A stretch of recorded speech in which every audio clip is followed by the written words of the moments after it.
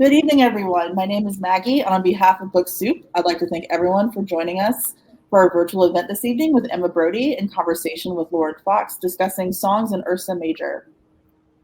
We're so excited and grateful that our bookstore can continue to bring authors and their works to our community during this time. We'll be hosting more virtual events in the near future, and you can learn about them on our website, booksoup.com, as well as our social media at BookSoup.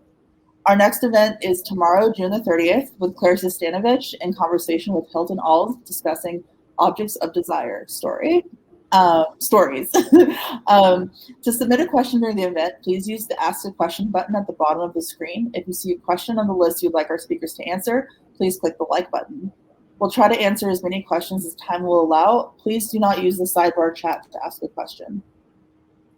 Support our bookstore and our authors and purchase a copy of tonight's featured book. Just click on the green purchase button that reads Songs in Ursa Major directly below the viewer screen. The link will redirect you to our website where you can continue your checkout process. We're selling digital audiobooks and ebooks through Libro.fm and Kobo for those who are interested. And also, tonight's copies of Songs in Ursa Major will come with signed book plates. A little more about Emma and Lauren. Emma has worked in book publishing for a decade, most recently as an executive editor at Little Brown's Voracious imprint. She graduated from Johns Hopkins University's Writing Seminars program and is a longtime contributor to HuffPost and a faculty member at Catapult. Lauren earned her MFA from the University of Minnesota, is the author of the novels Days of Awe, Still Life with Husband, and Friends Like Us. Her work has appeared in numerous publications, including the New York Times, Marie Claire, Parenting, Psychology Today, The Rumpus, and Salon. And without further ado, I'm going to turn the camera over to Emma and Lauren. Enjoy the presentation. Thank you. Thanks. Hi, Emma. Hello. I am so excited.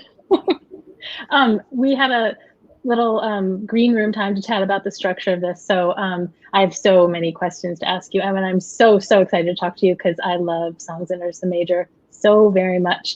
But before I get into it with you, would you like to start by reading a little bit from the book?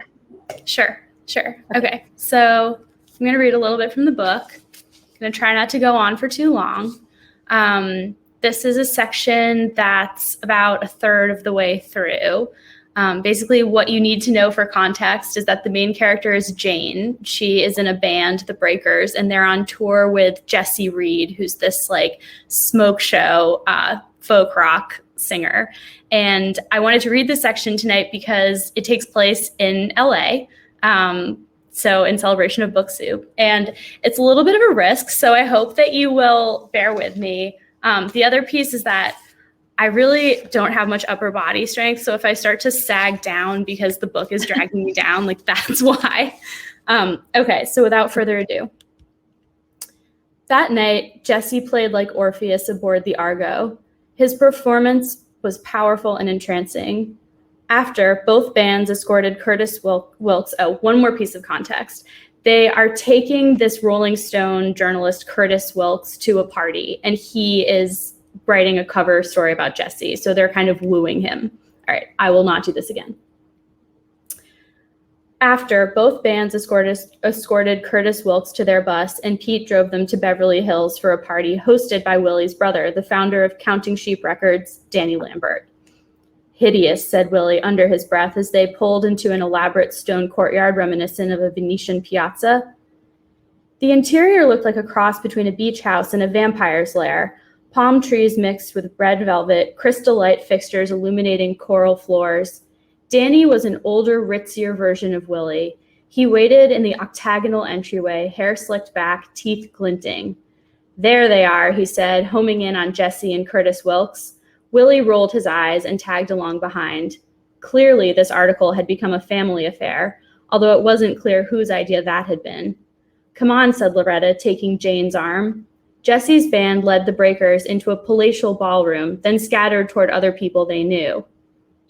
Jane felt as though she'd stepped onto a film set. A cocktail waitress wearing fishnet stockings and a bow tie brought them drinks on a silver tray. The Breakers stood awkwardly, sipping their drinks beside a two-story window overlooking an elaborate poolscape. Jane scanned the glittering crowd for Jesse. She had no idea where he'd gone. Please tell me the rumors aren't true. A low Kentish voice growled behind them. Holy sh! Kyle lost his voice as they spun around to find themselves in the presence of Hannibal Fang, the legendary bass player from the British invasion band Fairplay. Hannibal Fang flashed his trademark wolfish grin and took one of Jane's hands in two of his, both laden with rings. Jane Quinn, light of my life, fire of my loins, he said. I will die an even earlier death if you are dating Jesse Reid. Go on, lovey, say it isn't so and let's elope. Okay, Janie Q, said Kyle. You heard the man. Janie Q, said Hannibal Fang. Love that. This is Kyle, Greg, and Rich, said Jane. His eccentricity made her strangely comfortable. It was as if she was serving a flirtatious customer back at the carousel, only instead of a bar separating them, it was a break in reality. Charmed, lad, said Hannibal Fang. Adore your record. The absolute tops. So, what do you say, Jane? Should we get out of here and get to know each other biblically? We can't leave yet. This party's barely started, said Jane. What do you mean, said Hannibal Fang. People are rolling all over the place. I don't know, said Jane. No one's jumped fully clothed into the pool yet. Tut tut, said Hannibal Fang. One doesn't just jump fully clothed into the pool, love. These things must be done with style and finesse. Come, I'll show you. He led all four of them upstairs, and they all took a bump of coke from his personal stash, which he wore around his neck in a hollowed-out tiger fang. They'd all experimented a bit on Bayleen Island, but drugs were expensive, and extravagance reserved for the week of the Folk Fest. LA was different. Here, pills and powders and joints were as common as breath mints. Just let me know when your throat starts burning. I always have more, he said. Then they did another line and flew back into the party, with Hannibal Fang as their guide. They danced past a top 40 band playing live in the solarium, linking arms with exotic dancers painted to resemble garden flowers. They giggled as Hannibal Fang introduced them to a regiment of industry brass who were as giddy and wanton as the breakers themselves. Then they moved out to the pool, a luxuriant utopia modeled after the lagoon in Bora Bora. Just as Kyle and Greg began to compete over who could drink more from the dolphin ice luge, Jane saw Willie emerge onto the patio looking exasperated. So tacky, he said, shooing aside a woman whose exposed breasts had been painted like daisies. Jesse and Curtis Wilkes followed a moment later, laughing at something Danny Lambert was saying. Jesse's eyes found Jane's and lingered on her a little longer than they should have. Right, said Hannibal Fang, it's time. He grabbed Jane's hand and pulled her into the pool. Jane sank into the warm water and felt splashes around her as Kyle, Rich, and Greg followed. They weren't the only ones. Before long, half the party was in the pool, including several of the dancers. Colors swirled on the surface, a liquescent oil painting. Seriously, though, Hannibal Fang growled in Jane's ear, is it that he can sing? Who says it's anything, said Jane. Oh, Jane, you celestial minx, he said, and the two of them floated on their backs, watching planes pass over the city. There we go. Went a little awesome. Australian towards the end there, but I really went for it. You have to give me credit for that. I mean, you warned us that you might go Australian, but I did not detect a note of that. Oh, stop. Don't stop.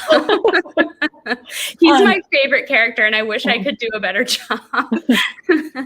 That was awesome. And I was thinking as you were reading it, well, we had joked before that I just wanted you to read for the whole time. And I mean, I could listen to you read for the entire time. That was so good. And it really was such a good passage to read because it was such a little like microcosm of the book. And it was like, it was funny, it was vivid, and it was also kind of a lens into a world that most of us don't know anything about, which is so describes this whole book. I mean, just like, it's funny in a little mix of like, just potentially dark and a little sad, but just juicy. Okay, so that's that's so nice. I know it's 9 o'clock here, so we're out past my bedtime. So I felt like really in that party mood, you know. Okay, well, so I'm gonna just get started. I have to just warn everybody that because I'm not so good off the cuff and I'm a dork, I have all my questions written out. So if I look down and read in a stilted way, that's why. But so I just want to say, I'm so excited to talk to you. This book was such a delight, and Emma and I share an editor, and she sent it to me, and everything Jenny does, everything Jeni edits I love, and I was prepared to really like this book, and I couldn't get it out of my head. And I read it, I read it in bed every night, and I was like, everybody leave me alone. It's time, I'm going up to bed. Like, I just couldn't wait to get back to this book. And I just am so excited to like celebrate this book with you. And the characters lived in my head, and I was actually quite sad when it was over. I was really like, nothing is going to live up to this. I know I'm geeking out, but I'm such a fan of this book, and I feel like this book is magic. I absolutely loved it. So, that means good night, everybody. Coming from you. That means so much coming from you. So do you want to? I hate this question, so forgive me. But do you want to talk a little bit before we get into the meat of it? Do you want to just talk a little bit about what the book is about? Yeah, sure. All right. So Songs in Ursa Major is the story of Jane Quinn, who is at the beginning 19. It starts in 1969 and goes up to 1972. And she is a local singer-songwriter who's in a garage band on this island, Bayleen Island, where they host a folk fest every year, which is sort of like if you could picture the Newport Folk Fest on Martha's Vineyard. And it's a really exciting year because this folk legend, this new hot star who's supposed to be like the end of the folk era, like the last king of folk rock, Jesse Reid, is playing, but he doesn't show up at the concert. He gets in a motorcycle crash. So Jane and her band end up going on at the last minute and absolutely stealing the show, singing Jesse's own song. So Jesse is recovering from the crash on Bayleen Island, where his family has a summer house. It's like kind of a resort community, and Jane's working class. She lives there with her family, who are all women, and they're this like really wonderful, powerful clan. And they bond and become super close, and Jesse kind of like mentors her creatively, but there's this spark between them. And then Jane actually had, like, similar to the way we share an editor, Jane and Jesse share a manager, an A&R man, Willie Lambert. And Jane and Willie leave the island to go record Jane's first album, and Jane gets in a bad situation with one of her producers. And from there, this whole like series of events unfold where Jane ends up on tour with Jesse, who kind of extends himself to her protectively, and they start dating, but she doesn't want anyone to know. And then the rest just unfolds very rapidly. There's a lot of drama. There's a lot of like band stuff. It's so great. And ultimately what happens is that all of Jane's experiences on tour lead her to write this seminal confessional album, Songs in Ursa Major. And to find out more about that, you'll just have to read the book. That's excellent. Somebody wrote in the comments, no spoilers. So I promise you, no spoilers. Yeah. Yeah, that was a great summation. So it's loosely based on the story of the complicated romance between James Taylor and Joni Mitchell, and all of the like obstacles between them and around them. So what drew you to this? Like, what inspired you? And at what point did you realize that you had something special? Really, you do. Oh my God. I mean, I was so fascinated to learn that they had dated, and it just became like, I think when you're a writer, there's a little bit of your brain that's like, I'm trying to find a different word other than competitive, where you're like, when you find something good, you're like, oh my God, how does no one know about this? And I think that was the moment where I started attacking this as if like, if someone else finds this out and writes this first, I'm going to be so pissed. And up until that point, I had sort of shreds of the story. There went my light. Oh, bye, light. I had shreds of the story. I had basically the Quinns, Jane's family. I knew I wanted it to take place on an island. I knew I wanted this matriarchy. And then once I found out, I knew there was also going to be a music component. And once I found out that James Taylor and Joni Mitchell had dated, that was when the fireworks started going off in my brain. I wanted to know everything I could about them as a pair, as a consumer and a fan, and I couldn't find anything. So there was like a sort of frustrated fan love that fed into this, where I was like, well, I mean, if all there is Blue, which Joni wrote about JT, and you can close your eyes and there are several songs that JT wrote about Joni, and these are the only clues about what their relationship was like. What would it have been like? And then it very quickly started to evolve into pure fiction. And what you have is something that still has like vestigial tales of that initial excitement. Like there are definitely pieces of James and Joni, like even in the section I just read, there's like a tiny little shred of a Joni lyric. And there are tons of scenes that are inspired by Blue, but ultimately they really grew into their own people. And even the relationship itself is extremely different on like certain mechanical levels than the two of them. But yeah, that was a really exciting moment when I found out that they dated, because did you know they dated? Like, and I listened to Blue obsessively in college. Like that was over and over again. And this book brought me back to it, and it's been playing in my head on repeat ever since I started reading it. But yeah, I had no idea. And I love good celebrity gossip. I didn't know. Well, that was just it. It was so juicy back in the day, and it was covered widely, and both of them still address it. And there's something so fascinating to me about what it is in the human psyche. I think it's just automatic processing. Like we're all stressed out. We're all dealing with a lot, and having to like integrate the idea that these two people that we've all categorized as separate, even though they're telling us right to our face that they dated and that these like emblematic albums are about each other, it just won't penetrate the consciousness. And that is fascinating to me. Like, and it's like they gave us a code. They gave us like a secret code. And so to crack it is like, it's not competitive. It's thrilling, really. It was so thrilling. And it was, I don't know. It's so amazing. And it's fascinating this year of all years, because obviously Blue just had its 50th anniversary, and like JT was interviewed and he quotes Blue in the thing, like the crown and anchor me lyric. It's so chilling. I mean, if you've been stalking them for a few years, like I have, it's really chilling. I'm sure I've been stalking them for a few weeks now. Yeah. They say so much and no one pays attention. So I'm curious, and we'll stick with no spoilers, so if you don't want to say, don't. But what are some of the scenes that are inspired by like lyrics or songs from Blue? I would say this will just go over your head if you haven't read the book.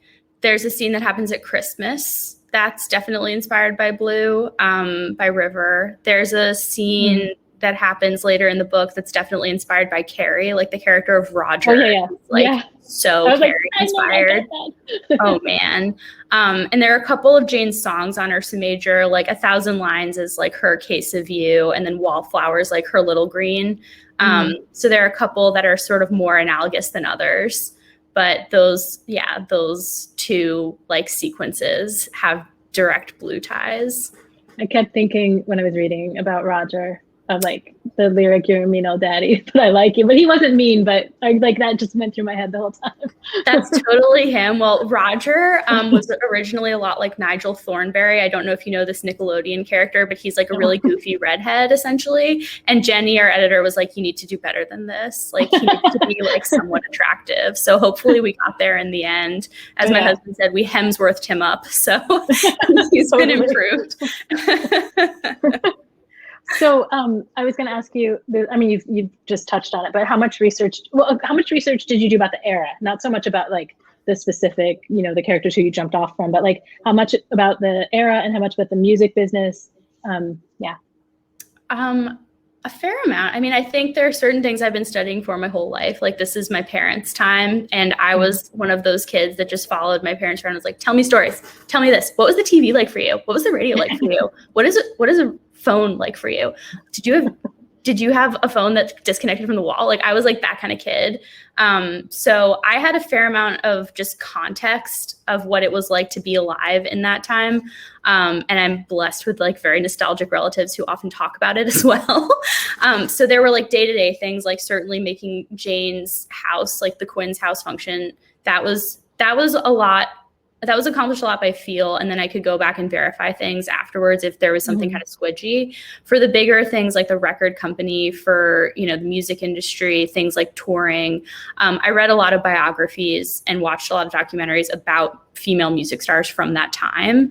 And then I was able to like fact check specific things just by mining through like Times archives and looking up specific things for that as well. And then I feel like there was a fair amount of crossover between like the way that books are published now and music was marketed 50 years ago, like pre-MTV. So I was able to use what I knew from book acquisitions to kind of translate that. Like I do think the record business and book publishing are sort of mutually intelligible. So I was able to use a bit of what I know from my own job in like figuring out like, how would Willie position this? How would like the board react? How would like, what is a publisher in music and how would that person function? Like, who is that guy?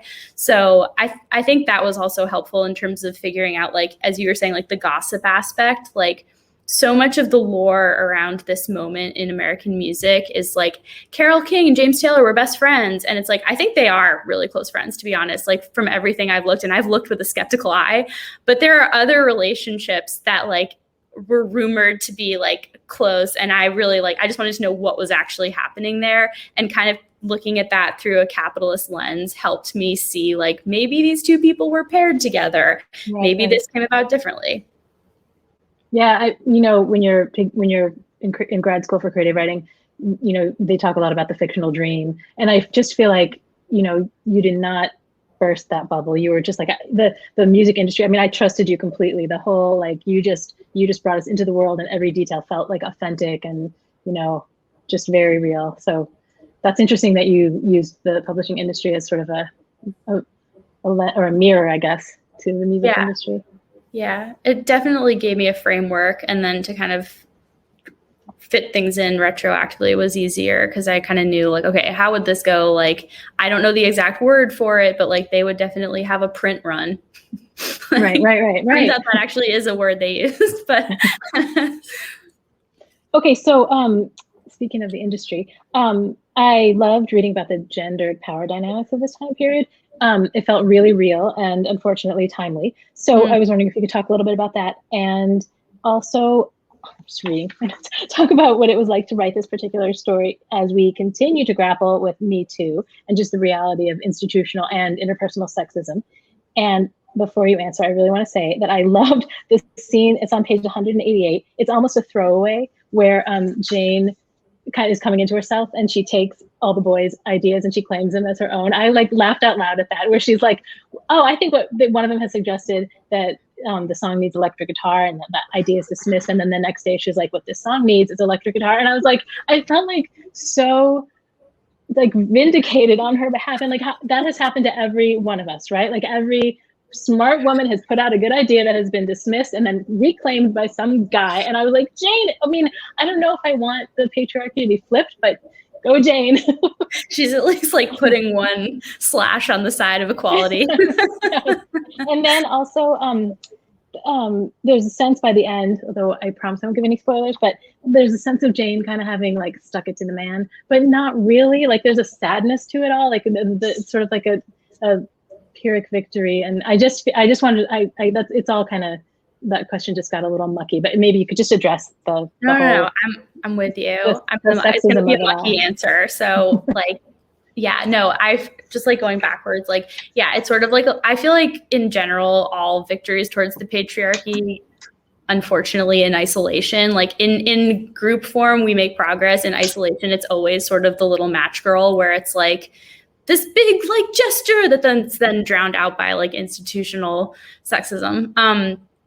But I do think the progress is possible over time, which I think is also, and I think also like capitalism has no gender, which is sort of ultimately the message of the book when you look at it from like the business perspective. Guys, it's about rock sex and it's really fun. Anyway, so I think really that, like, Jane comes from a super feminist family, and she, like, her family is so feminist, they've been rejecting marriage for 200 years. So even though she's part of the 1960s and sexual liberation, and she's certainly like fits in with that, she's outside of it because she has like a deep well of, I don't know, like, liberation is probably the wrong word, but she comes from many, many generations of people who non-judgmentally do whatever they want. And I thought that that was the person who I would most like to see go up against the corporate patriarchy. That was the person that I could most readily believe would have the inner resources and the outer resources, frankly, to come back again and again and again and still be strong and still go after what she wanted. So for context, like, there are certain producers that don't like the way Jane does things, and she basically sticks with her guns, and sometimes that has long-term bad consequences, sometimes that has short-term bad consequences, but part of what we see is her finding a regenerative strength in her art. And I think, like, a lot of what I set out to do, rather than, like, these conversations happened really naturally as I was writing the story, because I just wanted to tell the truth about what this woman would have experienced. Like, if it had been up to me, Jane would have just stayed on the island with her fun grandma and her aunt, but, like, she needed to go after her dream. Okay. So we leave the island. And at that point, she would have had to encounter corporate sexism and also just people who were skeptical of her, because she's a 19-year-old creator. I mean, honestly, like, thinking about it for myself, like, I felt as her author, like, who's 10 years old, 12, 13 years older. Math is so not my strong point. Like, I felt like I needed to ally myself with men at various points. Like, the book opens up with a male's perspective, like, conveying that she was a serious person and that she had these abilities is almost exclusively done through a male's point of view throughout the book, because that was how nervous I was that people wouldn't take her seriously. So it's fascinating because it plays in on, like, the reading level and then also on the writing level. Yeah. And I think the conversation ends up happening just because I wanted to be truthful about her and see where it went. But ultimately, like, yeah, a lot of stuff came up about this.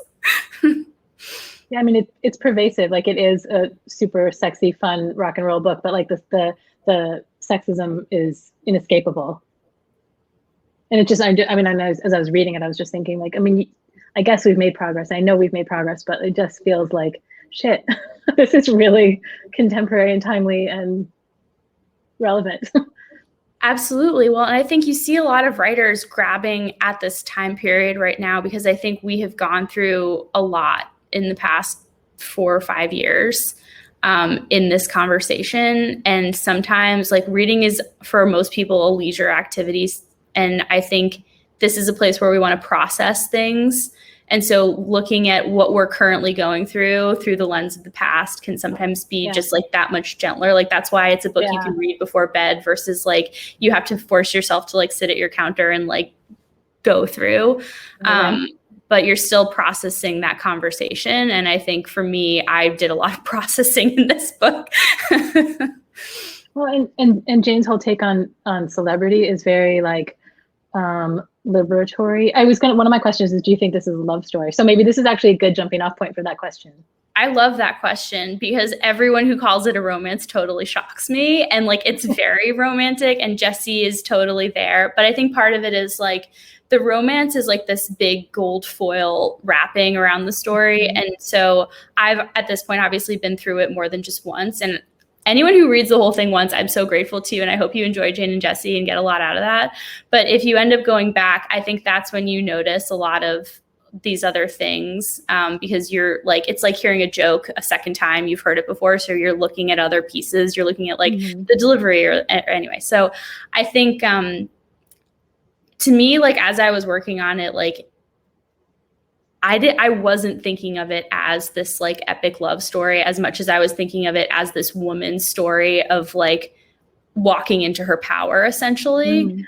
And I think the romance with Jesse is a huge piece of how she does that, and it's a vehicle for it.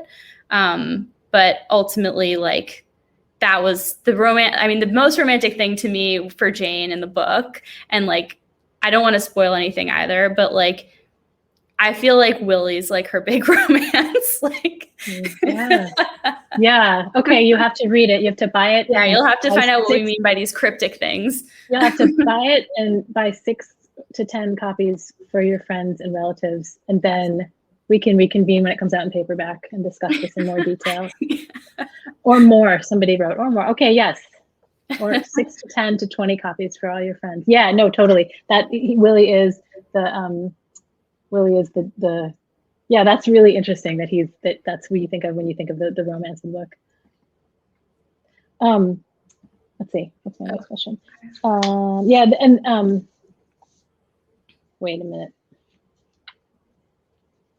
Let's see.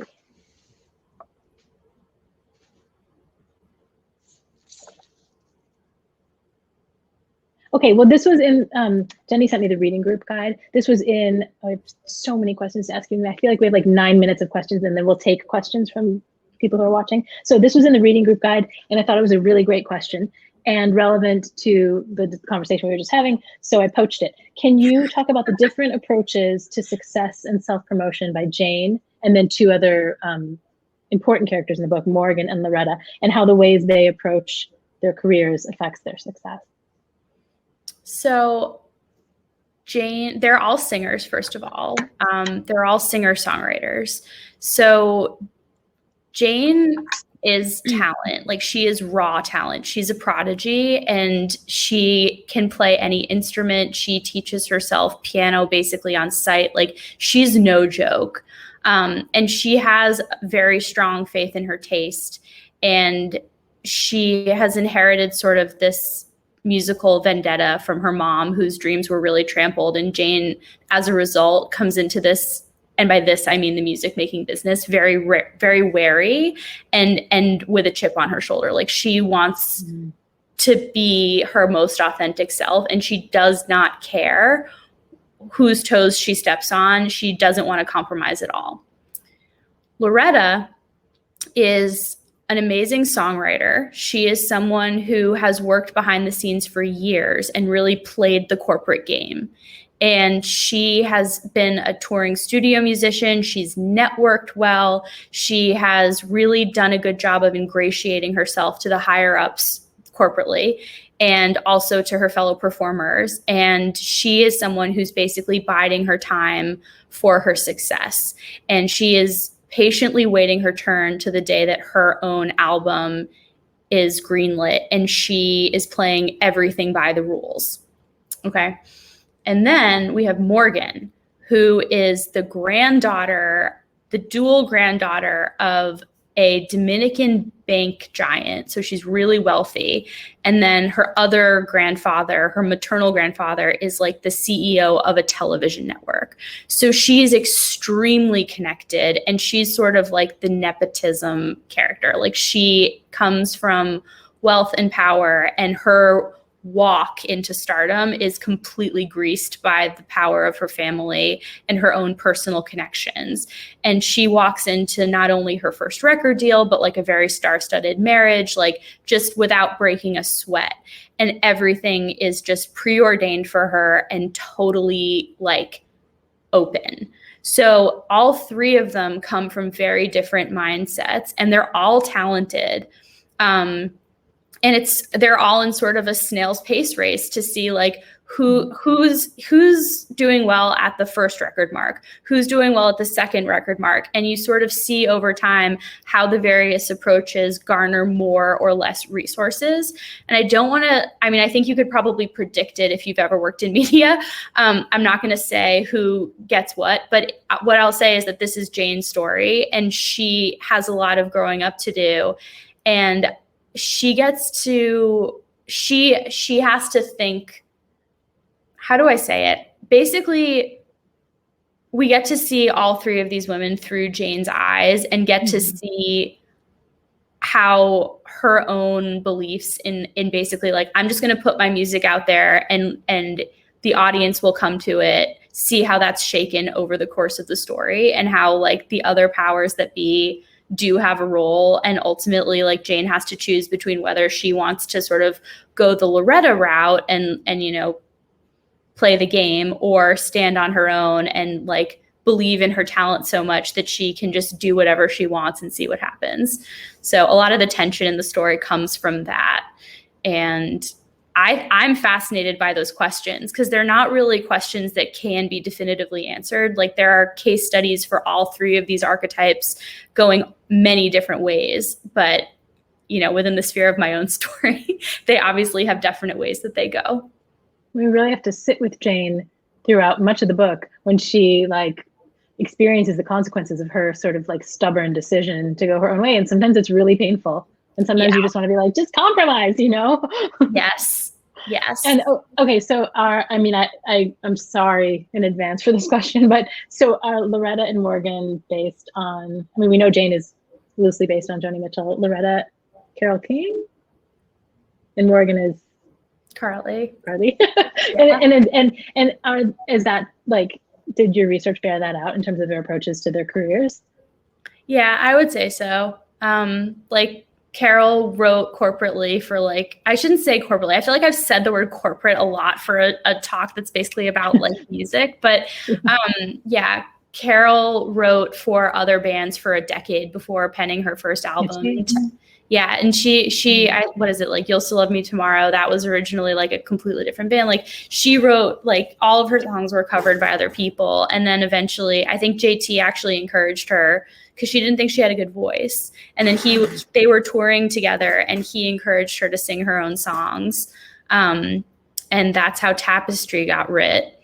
And that album was, I mean, that's the year that Blue. So I love this. So this is real life. Blue, which we are now lauding. We're in the current process of lauding Blue's 50th anniversary as like the ultimate seminal album. Did not get nominated for a Grammy the year it came out. Tapestry took home like 6 awards that year. And Carly Simon's self-titled album was like the best newcomer album. So isn't that fascinating? like as a culture, we're so celebratory, and people are celebratory of Tapestry right now as well. But it's, yeah, that is echoed in the book, and there's a whole theme. It's fascinating. Emma, it's really, really hard for me not to burst into song right now, and I cannot sing, so it's good that I'm not. But I can't do a Kentish accent; it's only fair. But you know, these songs, like so. The way you write about music, and the way that you write about, I mean, I've read writing about music before, but I don't think I've ever read any writing, let alone such gorgeous writing about the process of songwriting. Like, I feel like that was brand new to me, and I'm not really a musical person. I enjoy music, but I don't really have any like knowledge of, I don't have any like deep knowledge of music, but just the way you wrote about the meta way you wrote about the process of songwriting was really stunning. And wait, I have a couple of quotes, and then I want to hold on. Okay. As she played and wrote, she had the sense of raising a sunken ship from the ocean's floor. Like just lines, like lines that you just kind of tossed out were like, oh, that, I mean, it just felt like a whole new part of my brain was opening up. Or when Jane is composing Ursa Major on page 198, the song was, I kind of don't even know what this means, but it was beautiful. The song was composed in 4 parts that unfolded in geometric tessellations, beginning with rectangles and ending in stars. ... The tone of Jane's voice skimming the overtones like bird wings on water. Holy cow! That is like, I mean, okay, so I could just praise you for the next 21 minutes, but can you just tell me about that? Can you, like, how did you do that? And then not to mention the lyrics themselves that you wrote and included in the book. Such a huge part of the book. So that's so nice of you to say. I'm just so flattered. It was fascinating, like that ship line. I was watching Star Wars, the second one, like sometime after reading the book, and there's this scene where Yoda is like raising the X-wing from the bottom, and I was like, is that what I was actually like drawing on when I wrote that line? So I just don't even know. I think sometimes, like, when you're working on a big project, there is this feeling of like you're just like holding out your hands and like willing it to the surface, and I think that came from me, I think. Or Yoda. The part where she's talking about the like structure of the song, I literally had like a piano accompaniment in my head for that, where it's like in my head the rectangular notes are like just sort of like, if you pick, like Blue is actually a great example of this, although I was thinking of like a couple different things when I wrote like the stuff about Ursa Major, but when it opens up, it's just these like plain chords, and they eventually start to like tessellate into other shapes. But that was sort of what I was thinking about when it's like literally the structure of that song.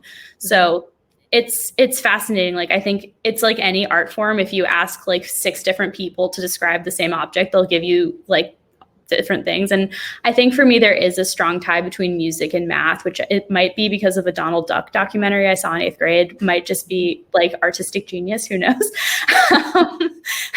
And marriage of the two. Yeah, exactly. But I've been so lucky, like my whole life. My mom is a musician. My brother is a musician. My best friend in high school is a musician. Like I've been around a lot of musicians, and I've never really aspired to like perform in that way. I just like to be around them. So there's something to me that's so fascinating. And I think what I bring to it as well is like the sense of home. Like there's something really homey to me about musicians. Whereas like most people are like, oh, rock star, hot guy. And we have that in the book, but like, I'm also like home musicians. So I think that comes into it. And certainly when Jane is creating, she is delving into her own medicine and her own magic. And that is how she grounds herself. And that is how she sort of resupplies her courage. And I was fascinated by that. Like that to me was like, I think it spilled out into the reading experience in the sense that like it was medicinal for me to write about her, like replenishing herself. And I think that carries through her experiences and then hopefully also yours. To me, you were like describing a foreign language. Because I mean, so I think it's just amazing that when you said it felt like home to you, that made me think of that, because it's not home to me. And I felt like, but I got that from you. I feel like you were like introducing your reader to a whole different way of seeing or hearing things. That's great. Oh, that's so nice. You say the nicest things. Well, I don't normally, so this is all from the heart. Okay, so let's see. There are a couple questions, but I have more questions of my own, but let's just maybe let's pivot. Have you ever thought about sending Joni Mitchell a copy of the book? Great question. Oh my God. It's like, have you seen that scene in Julie and Julia where Julia Childs like finds out about the blog and hates it? Yeah. Like, I have thought about it. I wouldn't expect much. I mean, I don't think she'd recognize herself in Jane. They are very different people. And also just like that's sort of her reaction. Like when she found out that Taylor Swift wanted to play her in a movie, she's like, oh, I've heard of her. She's the girl with the cheekbones, right? I guess I could see the resemblance, but I've never listened to her music. It was like very like done. So I mean, I would be flattered if she read it. I only want to know if she liked it though. Yeah. So I've thought about it. Sure. I think it would take a lot of courage.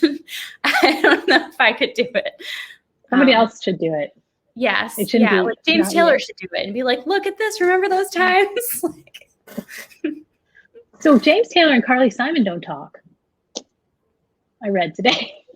Yeah. No, they don't. Well, it's so funny. Like, so JT did Oprah's masterclass, like a few years ago. And Oprah was like, I know these were about like Carly, like, oh, sorry, is that like Joni? He's like, no, you can talk, you can say Carly's name. Like, it's okay. So they've come to the place where they can like say each other's names in an Oprah masterclass, which is like, I mean, that's hopeful, right? But yeah. Very, very small stuff. They do not talk. I mean, if you've read her autobiography, obviously I have, like, it's scorching. It is like no stone is left unturned. So I don't think he's read it. Apparently he doesn't read any of his press, any of his reviews. Like he's like, living on cloud JT. But yeah, I wouldn't want to talk to her after that. And I think it was going on for some time before that. So JT's got Kim. He's still has like kids. Like he's just in a different place. Okay, back to your book. Yeah. If you really want me to go on a tangent, ask me about them.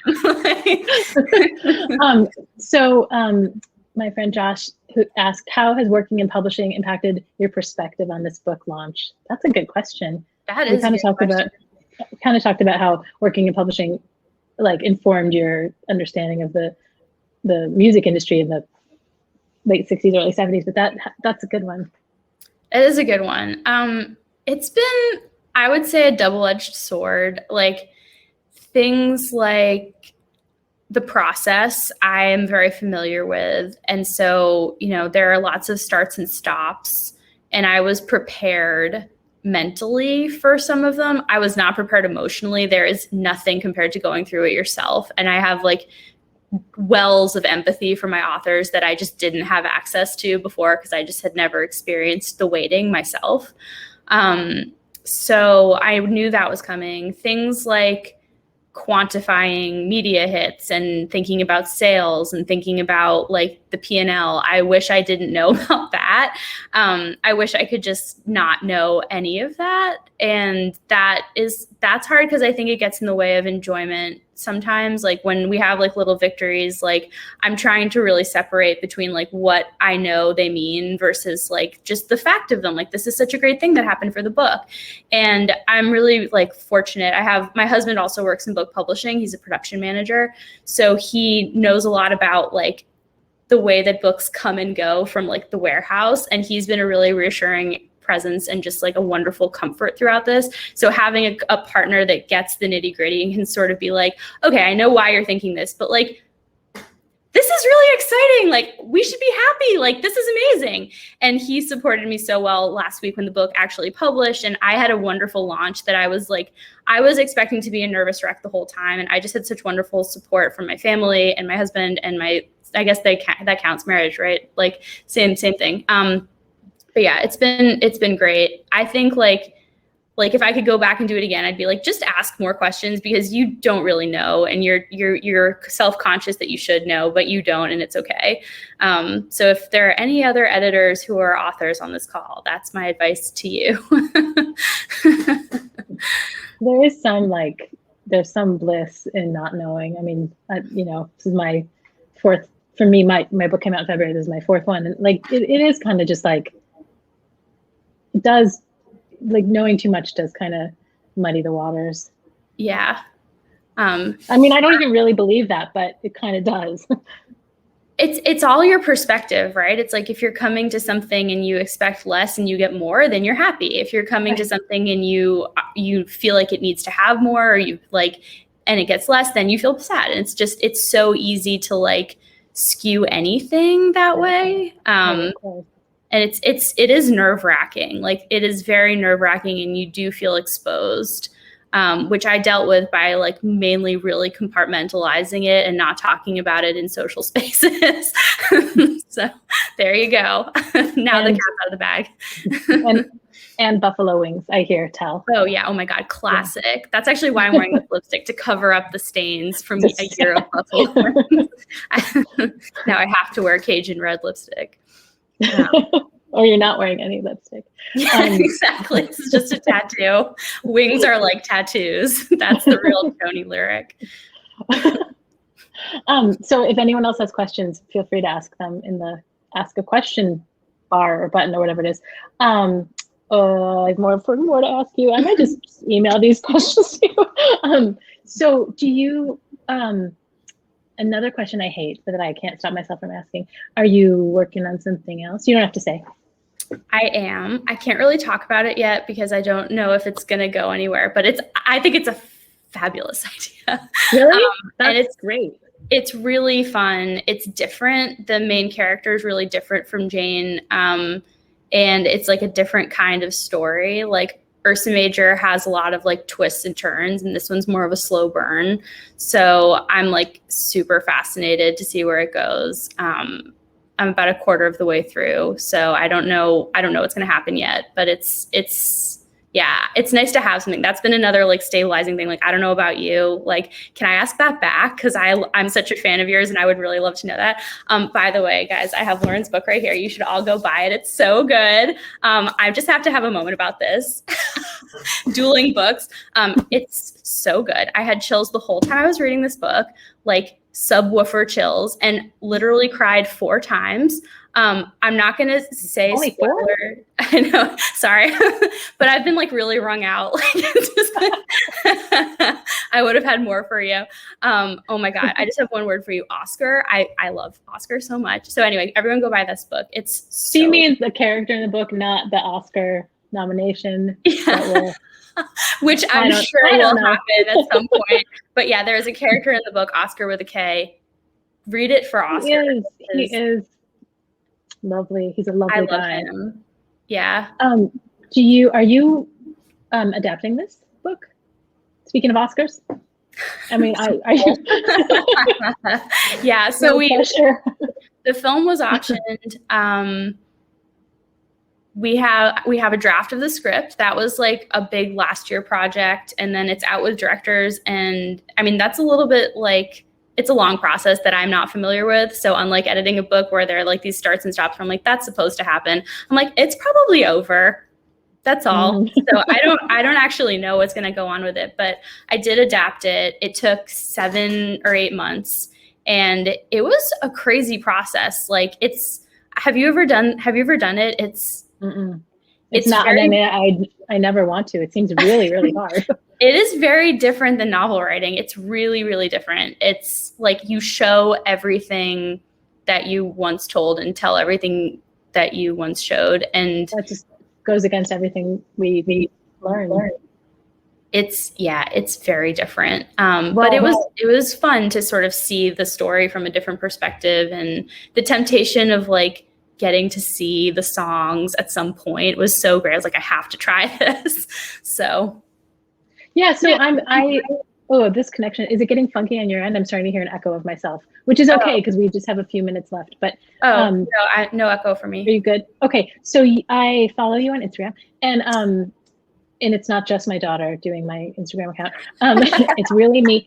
And so I saw today a video of one of the songs in the book. How did that happen? And we'll wrap it up with this, and then any last words you have. But how did that come about? And it was beautiful.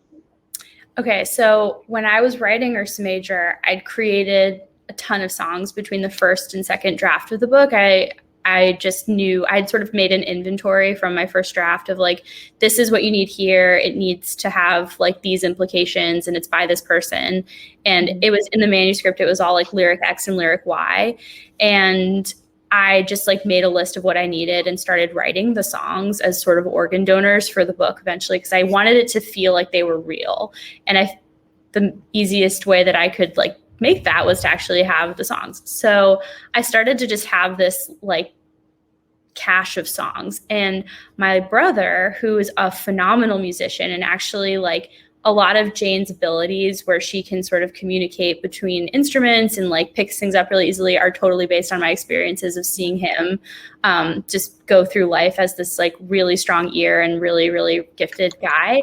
He had been doing this insane, amazing project called Laser Eyes, which is an electronic dance music opera. It's 100 minutes long. They did like a full art installation in Brooklyn. It was crazy. And he afterwards was sort of doing acoustic music as a palate cleanser. So we had this weird window where I was writing all these lyrics, and he was just like, I kind of need some lyrics. Like, I'm just like playing around on this guitar. And so I would send them to him depending on what mood he was in. And he wrote like 10 of the songs. No idea who they were about, no idea like whether it was a boy or a girl singing. But the one that we ended up working with the PRH video team on, it's called Wallflower. It's a song that has like massive implications in the book. Ben had no idea when he wrote it. And now that he's read the book, he's like, I think I would have gone a little more dramatic for some of these things. I'm like, no, it's perfect the way it is.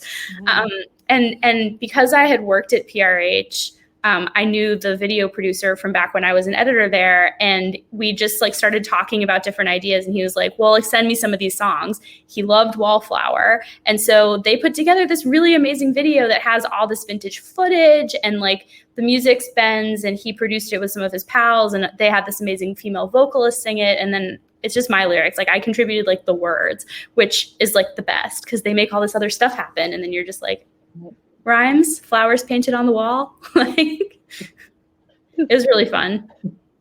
Yeah, it's amazing. I was really impressed.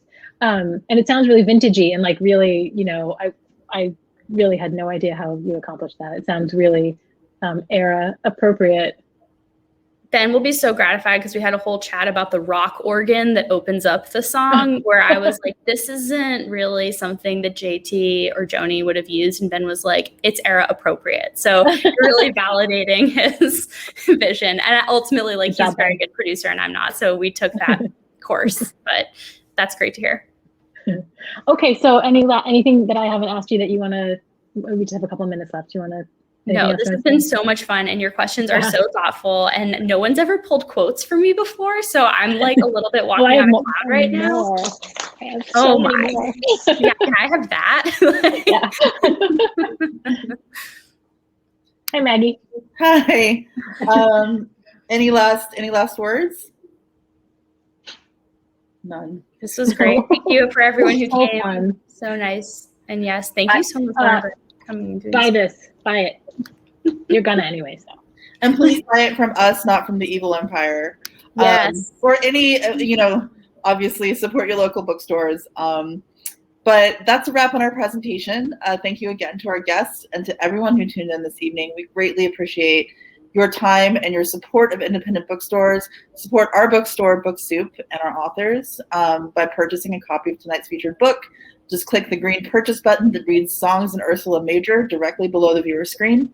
If you'd like regular updates on upcoming events, make sure to follow us on Crowdcast and subscribe to our newsletter. Have a great evening and stay safe, everyone. Thank you. Bye. Bye.